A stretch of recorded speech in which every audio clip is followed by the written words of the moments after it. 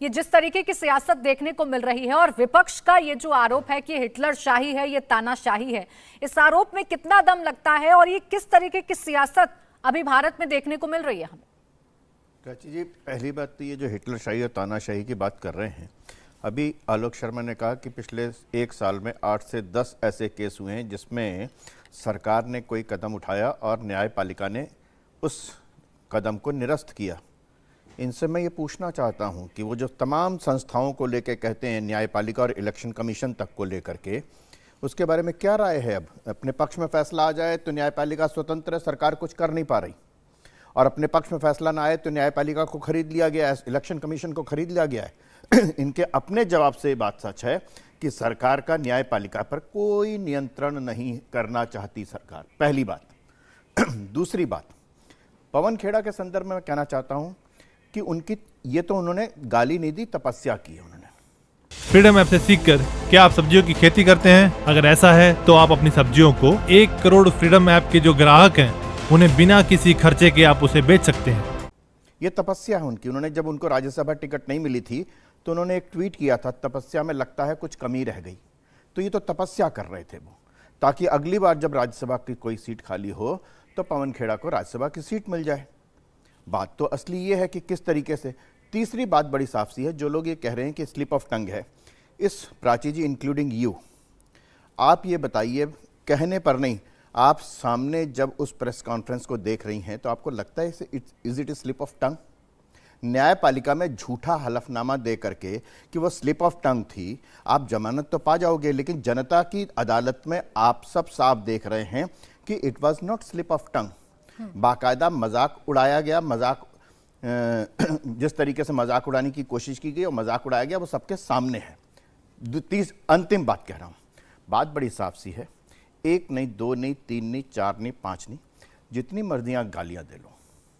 आपने पंडित नेहरू की बात की, नेहरू जी प्रधानमंत्री थे, उनकी नीतियों की आलोचना की जाती है।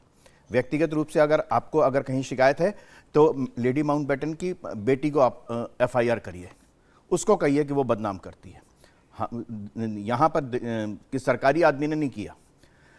अगर आपको लगता है कि सरकारी नीतियों का विरोध करने के कारण नेहरू जी और श्रीमती इंदिरा गांधी बच जाते हैं या क्यों की जाती है, तो वो गलत बात है।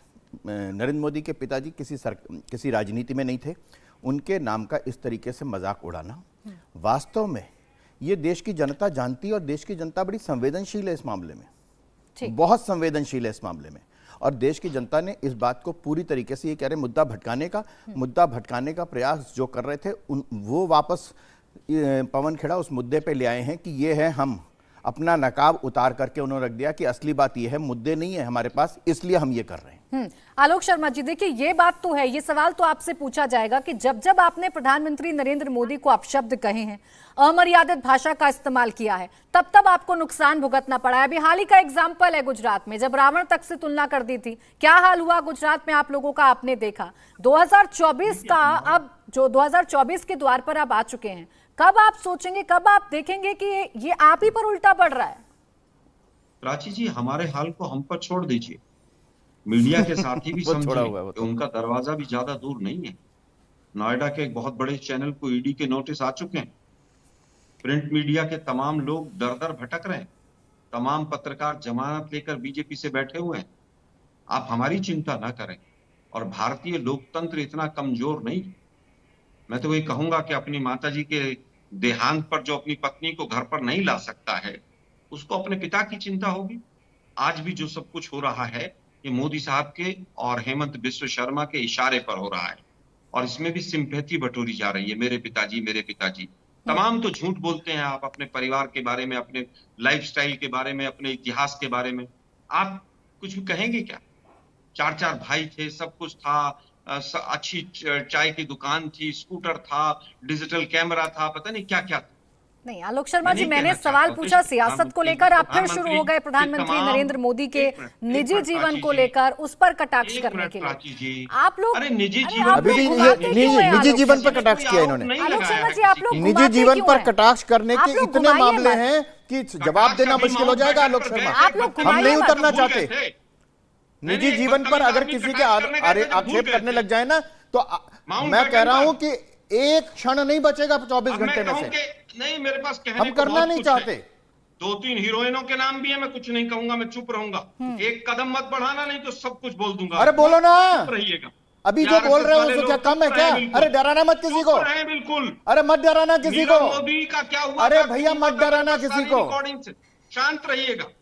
मुद्दे की बात यह है कि सरकार ये तानाशाह डर गया है और आरएसएस हमेशा से बहुत डरपोक ठीक है, आप तानाशाही हिटलरशाही की बात कर रहे हैं, लेकिन सियासत में आपको इसका कितना नुकसान भुगतना पड़ रहा है, इस सवाल का जवाब नहीं आया है आलोक शर्मा जी।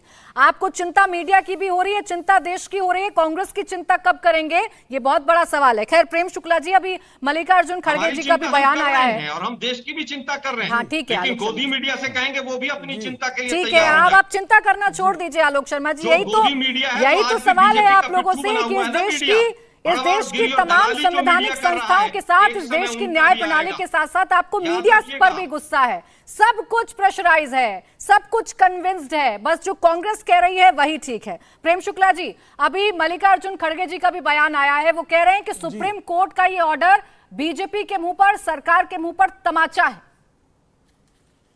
गोदी मीडिया के ऊपर देखिए, जिनको जनता रोज तमाचे मारती हो, जिनको तमाचे खाने की आदत हो, जिनको आज दिन तक इस बात की शिकायत हो कि उनके नेतृत्व में राहुल गांधी और श्रीमती सोनिया गांधी ने उनके दलित होने के कारण उनके साथ चाय नहीं पी है, ऐसे व्यक्ति से आप क्या अपेक्षा कर रही हैं? अभी भी आलोक शर्मा जिस तरह की अभद्रता कर रहे हैं, ये बता रहा है कि अभद्रता जो है कांग्रेस की संस्कृति बन गई है, गालियां बकना कांग्रेस की संस्कृति बन गई है।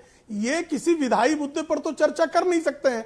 अब अगर हम लोग परिवार पर उतर गए तो जो है इतने कपड़े फटेंगे आलोक शर्मा कि आपकी 4 पीढ़ियां नंगी होकर टहलेंगी साहब। फ्रीडम ऐप से सीखकर क्या आप सब्जियों की खेती करते हैं? अगर ऐसा है तो आप अपनी सब्जियों को 1 करोड़ फ्रीडम ऐप के जो ग्राहक हैं उन्हें बिना किसी खर्चे के आप उसे बेच सकते हैं। लेकिन हम भद्र लोग हैं, हम गालियां नहीं बकते हैं, हम श्रीमती सोनिया गांधी के पाले हुए गालीबाज नहीं हैं, इसलिए हम लोग गाली नहीं देंगे। हम लोग जो है विधायी मुद्दों पर चर्चा करते हैं। हमेशा भारतीय जनता पार्टी ने लोकतांत्रिक मूल्यों की राजनीति की है, नंगई नहीं की है।